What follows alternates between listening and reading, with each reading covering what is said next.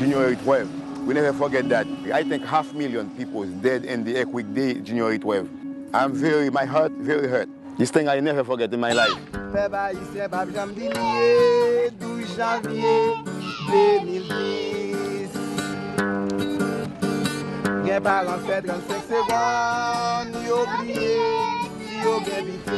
The house is shaking, so I didn't know what to do. It's just overwhelming. The streets are full of rubble. You can't even describe it. Suffering, crying. Come help me, please. Make me out, please. I'm trying. I can't. Here we are 4 months out, and there's still dead bodies that are laying around. I don't have nothing. This day, I can never forget. Good evening, and thanks for joining us for this special presentation, Colorado Helping Haiti. I'm Libby Weaver. Months after the earthquake, the country is still in shambles. Earlier this month, Fox 31 sent photojournalist Dan Gillette to Haiti. We spent 5 days there uncovering stories of destruction and devastation. But we also captured stories of compassion. Dozens of relief agencies from all over the world, some of them from here in Colorado, are working in Haiti. Thousands of volunteers are working 20-hour days and living in tents, all in an effort to bring some relief to Haiti. More than 9 million people call Haiti home. And despite its beauty, Haiti is the poorest nation in the Western Hemisphere, with 80% of its people living in poverty.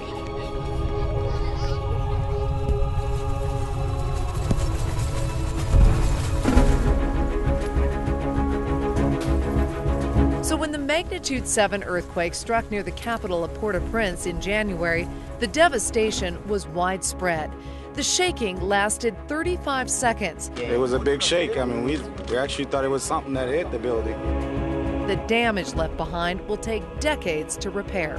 You can see them fall down like in a few seconds, you know. An estimated 230,000 people were killed. Among them was David Hames, an aid worker from Colorado Springs. Another 300,000 people were injured, including Jim Goley from Frisco. And I thought to myself, this is the real deal. And I just wonder, is this the way we're going to die? Goley was buried for more than 2 days in the rubble of the Hotel Montana. He was trapped with Dan Woolley, also from Colorado. I knew I might not make it. Both were rescued after 55 hours. We need more people down here. In all, about 3 million Haitians were affected by the earthquake. Now tens of thousands of people are crammed into crowded tent cities across the country. They have no running water, no electricity, and no place to put their trash. Most of them lost nearly everything in the earthquake. 15 people dead because all the people was living in this apartment, all of them dead. Shop owner Clairvaux Clairville walks through the streets of Port-au-Prince, pointing out where dozens of people lost their lives.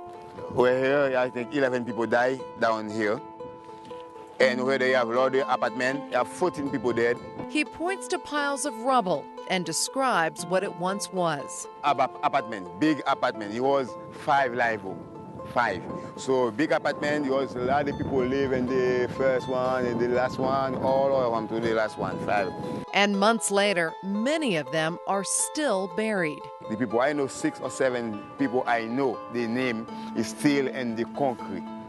I think 18 people still underneath this concrete. For Clairvaux, January 12th is a day he will never forget. It's a day that changed him and Haiti forever. When I came back here, I'm almost cry because I'm remember all my friends was live way here. The government estimates that 230,000 people died, but the Haitian people say it's much higher. No, it's more than that. We think 500,000, 500,000, that's how everybody thinks. They count only the people you take, put in the cemetery, that's it. He's sad for those who died, especially the ones he saw suffering but could not save. I'm walking down here behind where you stand. I see the young girl. He was underneath the concrete. He called me to help.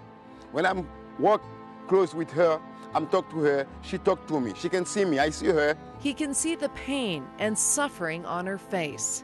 I can help her because you have the 2 feet and all the way down underneath the concrete. The concrete is too heavy and too unstable to move, so he has to leave the young girl behind. My heart very hurt this day.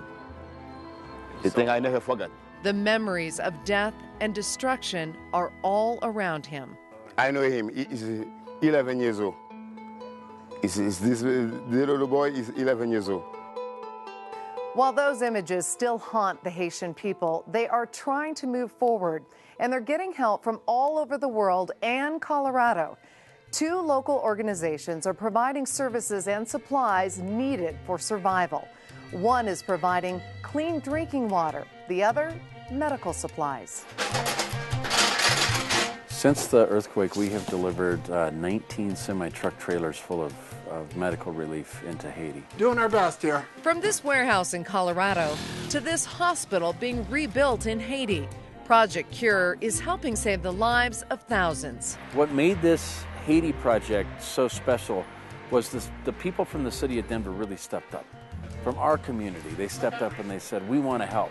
And I think we're doing fine. From the basics, like gauze and Band-Aids, to more common items like shampoo and soap. All this stuff is getting thrown away here in the United States. From moms and their kids to places like surgery centers and nursing homes, Project Cure collects the needed supplies and ships it around the world. So we really get to touch a lot of lives here with what we do. One of the hard things that you learn when you come to Haiti is that people die in Haiti of things that we do not die of in the United States.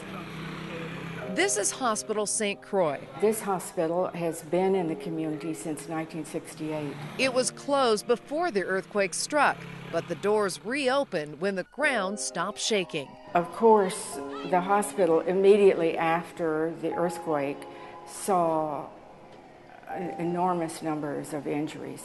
We had people coming in the hospital that on doors and beds and stools and wheelbarrows with injuries. Oh, come on. Okay, that's as far as this one's going. And Project Cure is helping restock the hospital with more than just supplies and medicine, but essential pieces of equipment. The hospital's goal? Treat everyone, whether they can pay or not. This hospital is always broke, so the donations that we get of gently used equipment is very important. Which is why Project Cure is so needed in places like Haiti. I suspect that probably Project Cure will be in Haiti working for at least the next 10 years and maybe longer.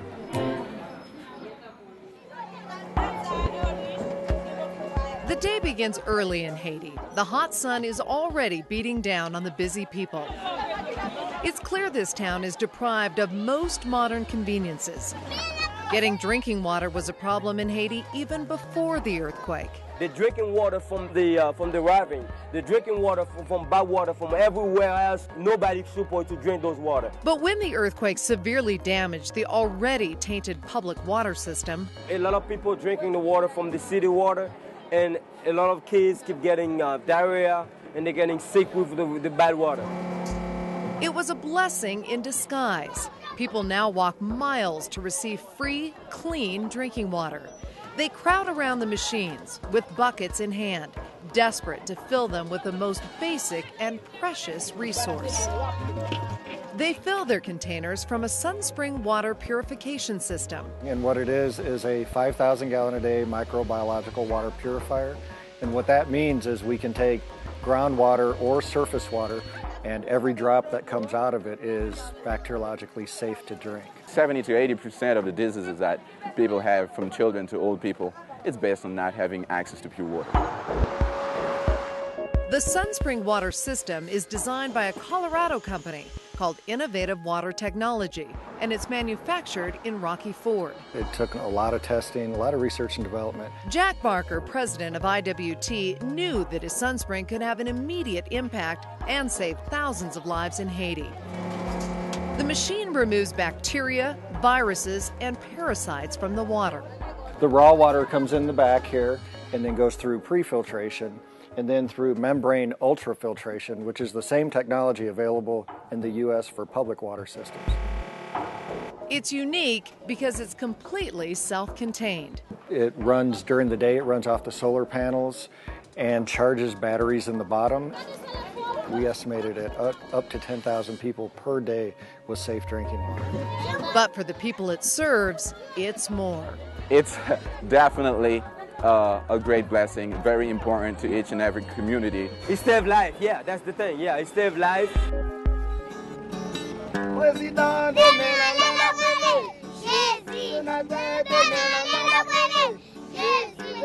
Ahead on Colorado Helping Haiti, we're going into the largest tent city in Haiti to find out what conditions are like now and what dangers still lie ahead for the Haitian people. And later, it's one man on a mission, how a Colorado musician is bringing relief to Haiti through his songs.